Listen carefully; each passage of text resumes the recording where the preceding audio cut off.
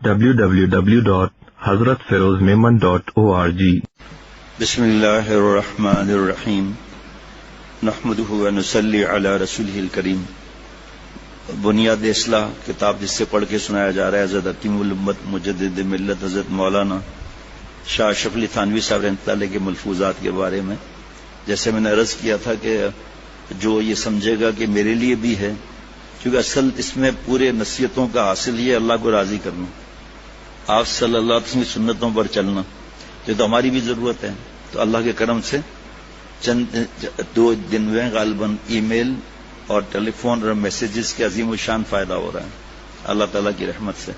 جس نے مقصد سمجھ لیا نا کہ یہ مقصد کیا ہے، وہ صرف نام آ رہا ہے اہل علم کا اس لیے کہ اللہ ان سے کام لیتے ہیں، اس لیے کہ وہ انبیاء علیہ الصلوۃ والسلام کے وارثین ہیں، اس لیے، ورنہ ہر ایک کو سمجھنا ہے میرے لیے بھائی۔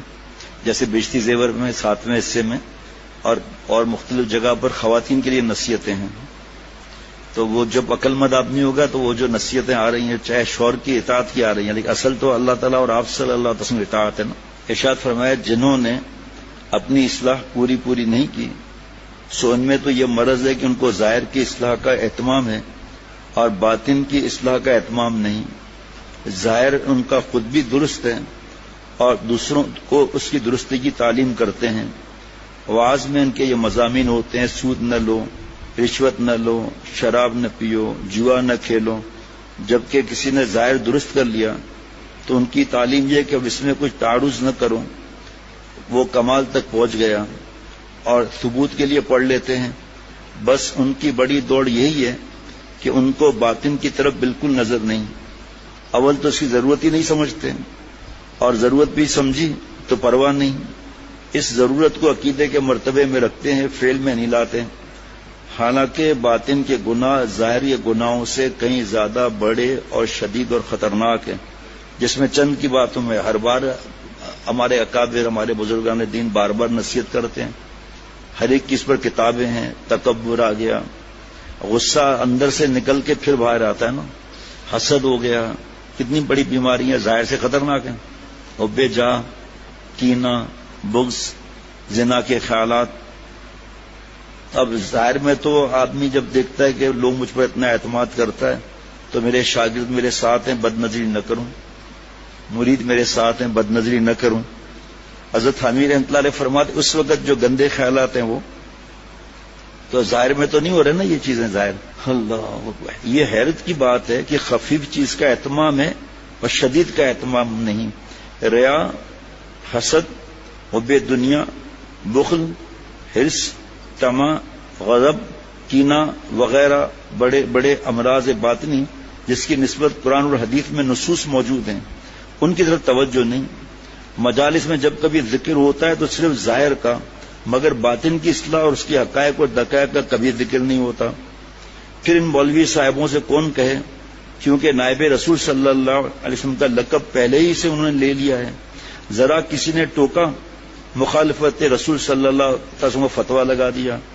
البتہ امام غزالی رحمۃ اللہ علیہ ہیں ایسے کہ جس کو بھی کہنے سے نہیں چکتے۔ ان کی کتاب میں دیکھیے کیا گت بنائی ہے ایسے اہل ظاہر کی۔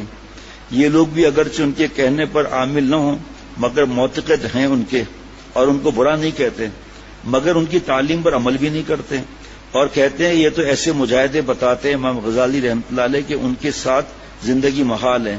غرض نہ کبھی کسی باطنی مرض کا بیان ہوتا ہے، نہ کسی کو خشوع اور خضوع کا بیان ہوتا ہے، نہ تواضع کا۔ غرض رذائل باطنی میں مبتلا ہیں اور فضائل باطنی سے محروم ہیں، صرف ظاہر اندر سے خالی ہے۔ رومی رحمۃ اللہ علیہ فرماتے ہیں اگر تیری شہرت اڑ گئی تو تکبر نہ کرنا، کیونکہ ڈھول بجانا تو جائز نہیں، لیکن اس کی آواز دور تک جاتی ہے، اندر خالی ہے۔ فرمایا تیرے بیانات کتنے دور تک چلے گئے، اندر تو خالی ہے۔ اور ان کو علم بھی ہو جاتا ہے اس کا کہ ہمارے اندر امراض موجود ہیں، مگر کسی کے سامنے اپنے عیبوں کو بیان نہیں کرتے، چونکہ اس کے معالج اور اہل فن ٹھہرے درویش، اور درویشوں کی صورت ہی بالکل معمولی سی ہوتی ہے، وہ ان علماء کی نظروں میں کہاں جچ سکتی ہے؟ نہ جبہ ہے، نہ امامہ، نہ بڑا سا لٹھ ہاتھ میں لیے بیٹھے ہیں، کٹے پھٹے کپڑے ہیں ویرانوں میں رہتے ہیں، مجموعوں سے دور بھاگتے ہیں، اور جناب تہذیب اور خاطرداری ان کو آتی نہیں، پھر نظروں میں کسی کی آویں تو کیسے آویں ہے جی۔ طالب کو تو چیز ملنی چاہیے، خواہ کہیں سے ملے۔ جو شخص طالب ہوتا ہے اس کو تو جو چیز ملنی چاہیے خواہ کہیں سے ملے۔ کیا عجیب جملہ ہے، ہاں؟ اگر اشرفی کیچڑ میں پڑی ملے تو جو شخص اشرفی کو جانتا ہے سونے کا بسکٹ، وہ کیچڑ کی پرواہ نہ کرے گا، کیونکہ اشرفی تو اشرفی ہے، اور جو کیچڑ دیکھ کر اشرف اٹھانے سے رک گیا وہ جاہل ہے اور اس نے اپنا نقصان کیا۔ اس درویشوں کے فرقے ہیں جن لوگوں نے فائدہ نہیں اٹھایا، وہ ان کی ظاہری شکستگی کی وجہ سے محروم رہے، حتیٰ کہ علماء بھی۔ جناب خصلت بد جس نے کفار کو علوم وحی سے محروم رکھا، مگر یہ بھی معلوم ہے کہ یہ وہی خصلت بد ہے جس نے کفار کو علوم وحی سے محروم رکھا۔ کفار نے بھی اسی طرح کیا تھا، یعنی کفار کو یہ اعتراض تھا اگر قرآن پاک من جانب اللہ ہوتا تو طائف یا مکہ میں سے کسی بڑے آدمی پر اترتا، حضور صلی اللہ علیہ وسلم جیسے شکستہ حال پر کیوں اترتا؟ کفار نے حضور صلی اللہ علیہ وسلم کی شکستگی ہی سے تو آر کی، جیسے کہ آج کل علماء درویشوں کی شکستگی سے آر کرتے ہیں۔ دیکھیے اس کا جواب کیا ہے۔ جناب خدا تعالیٰ کی رحمت یعنی نبوت ان کے مرضی کے موافق تقسیم ہوگی، اپنی طرف سے کہہ رہے ہیں، یعنی ان کے انتخاب کو اس تقسیم میں کیا دخل؟ نبوت تو بڑی چیز ہے، وہ چیز جو ادنا درجے کی ہے اس کی بھی تقسیم میں ان کا کچھ اختیار نہیں، جس کا بیان اگلے جملے میں ہے۔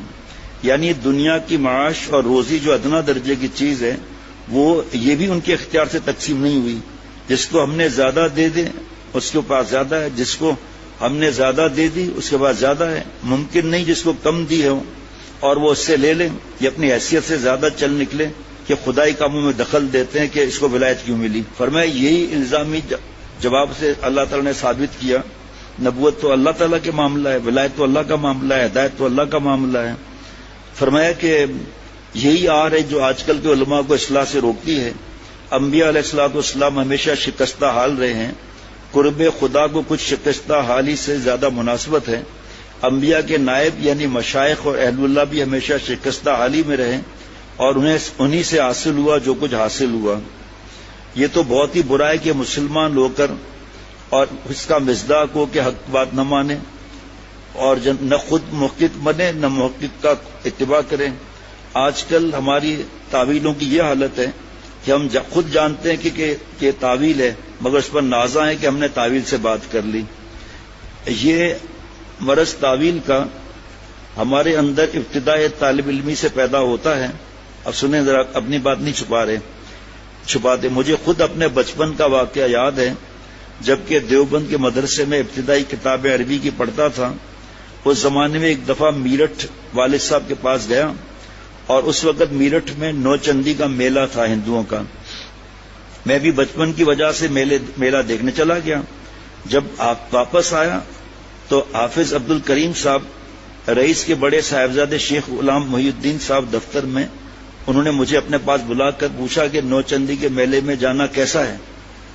میں سمجھ گیا اس سوال سے مجھ پر اعتراض مقصود ہے، تو بجائے اس کے کہ اپنی غلطی کا اعتراف کر لیتا، میں نے بات بنائی اور تعویل کے ساتھ جواب دیا کہ نوچندی کے میلے میں ایسے شخص کا جانا جائز ہے جو کسی وقت مقتدی بننے والا ہے، اور اس وقت میں اس غرض سے جاتا ہے کہ میلے کی مفازت معلوم کر لیں تاکہ بعد میں جب لوگ اس سے منع کریں تو اس کے مفازت ان کے سامنے بیان کر سکے۔ اس جواب پر شیخ صاحب وصوف بہت ہنسے کہ مولوی لوگ گناہ بھی کرتے ہیں اور اس کو جائز بنا کر۔ خیر یہ تو بچپن کی بات تھی۔ افسوس یہ ہے کہ 55 سال میں بھی میری یہی حالت ہے۔ نزول دیکھیں آپ، افسوس کہ 55 میں بھی میری یہی حالت ہے۔ اللہ اکبر۔ اور عوام نے تو یہ سمجھ لیا ہے کہ دین پر مولویوں کا قبضہ ہے، یہاں تک کہ عوام نے یہ سمجھ لیا کہ بس دین مولویوں کے قبضے کا ہے، جس چیز کو چاہیں آرام کر لیں، اس کو چاہے حلال کر لیں۔ یہ تو لوگوں کا حالت ہے۔ لکھنؤ میں ایک بدکار عورت جو بڑی مالدار تھی، اپنی جائیداد جو بڑی قیمتی تھی مولانا محمد نعیم صاحب کو دینا چاہیے۔ بدکار عورت نے اور مولانا کی یہ حالت تھی کہ بہت تنگ دستی کے ساتھ گزر ہوتا تھا، مگر متقی بزرگ اللہ والے تھے، انہوں نے اتنی بڑی جائیداد کے لینے سے انکار کر دیا۔ پھر اس نے ایک قومی عربی مدرسے والوں کو وہ زمین دینا چاہی، اہل مدرسے نے یہ معلوم کیا کہ تعویل معلوم نہ کیا اور تعویل کر لی ہوگی، انہوں نے وہ جائیداد لے لی۔ اس کا عوام پر یہ اثر تھا کہ لکھنؤ کے شہدے بدماش بھی علماء مدرسے پر ہنستے تھے اور باہم دل لگی کے طور پر کہتے تھے کہ بھائی مولوی محمد نعیم صاحب تو اکیلے تھے، وہ ڈر گئے کہ میں اکیلا اس بوجھ کو کیوں کر اٹھاؤں گا، اس لیے انکار کر دیا۔ اور اس مدرسے میں بہت لوگ ہیں، انہوں نے سوچا کہ تھوڑا تھوڑا بوجھ بانٹنے آئے گا، سب مل کر اٹھا لیں گے، اس واسطے سے انہوں نے منظور کر لیا۔ میں کہتا ہوں حضرت تھانوی رحمۃ اللہ علیہ، میں کہتا ہوں کہ اگر بالفرض علماء مدرسے نے کسی صحیح تعویل سے اس کو جائز بھی سمجھاؤ تب بھی ان کا لینا جائز نہ تھا۔ ایسا حضرت فرماتے تھے مقتدا کوئی عمل نہ کرے جس سے لوگ اس کو الٹا سیدھی بات بتا کر حجت کر لیں۔ پیارے شیخ نے فرمایا کہ اگر اولیاء صدیقین کی آخری سرحد تک پہنچنا چاہتے ہو تو اپنے آپ کو تہمت سے بھی بچانا ہوگا، اگرچہ وہ جائز چیز ہو، اپنے آپ کو حدیث پاک میں تہمت سے بھی بچانا ہے۔ کسی عالم نے پوچھا حضرت کس طرح؟ فرمایا کہ ایک شادی حال جو ہے، لائن میں شادی حال ہے، پتہ ہے سب کو، کئی لائن میں شادی حال ہے، فائرنگ ہو رہی ہے، ناچ گانا روڈ پر ہو رہا ہے، گانے باجے ہو رہے ہیں۔ اب ایک شادی حال، اس کے سامنے 8 گاڑیوں کی پارکنگ کی جگہ ہے، وہ پہلے یا دوسرے والے شادی والوں نے وہ پارکنگ لے لی اپنے پاس، کوئی روکنے والا تو نہیں۔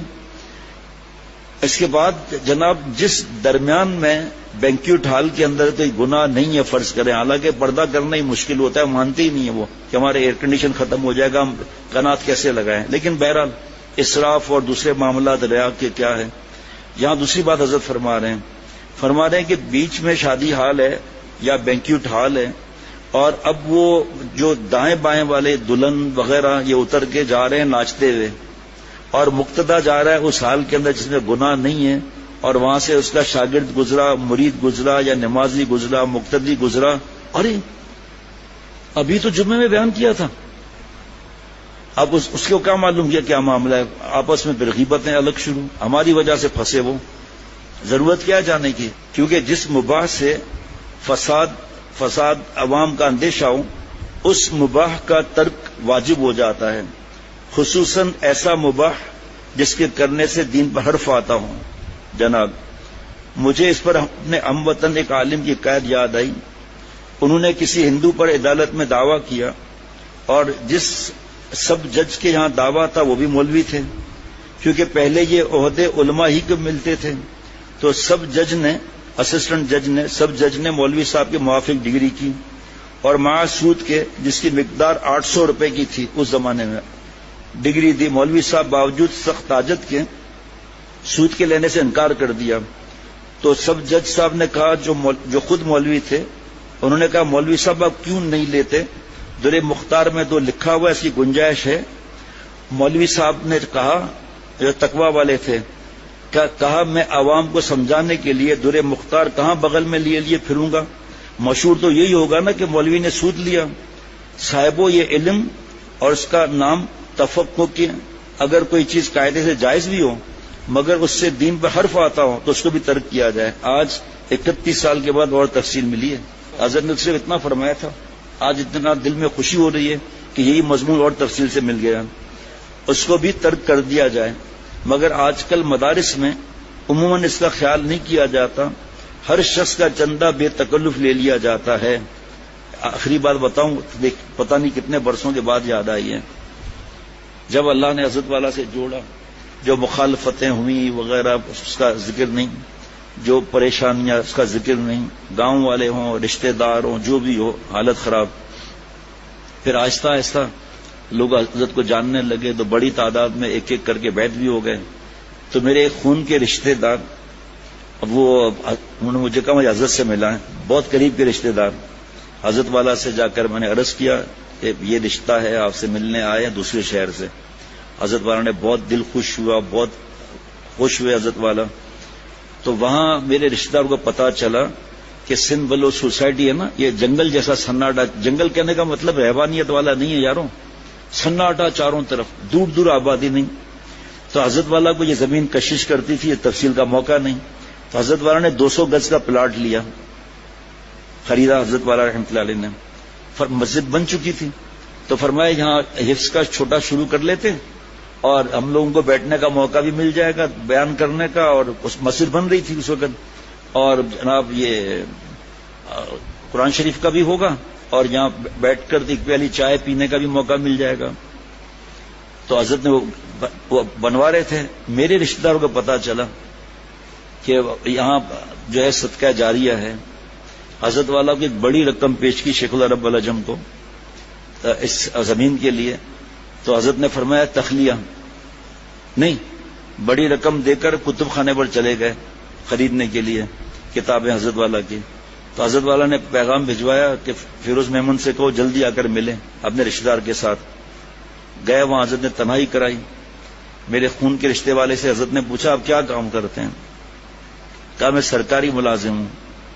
فرمایا کیا اتنی تنخواہ ہے کہ آپ اتنی بڑی رقم دے رہے ہیں؟ اور رقم بھی فوراً ادا کرنی تھی اور پیسے نہیں تھے. خاموش ہو گئے. خاموشی کا مطلب حضرت سمجھ گئے، پیسے واپس کر دیے.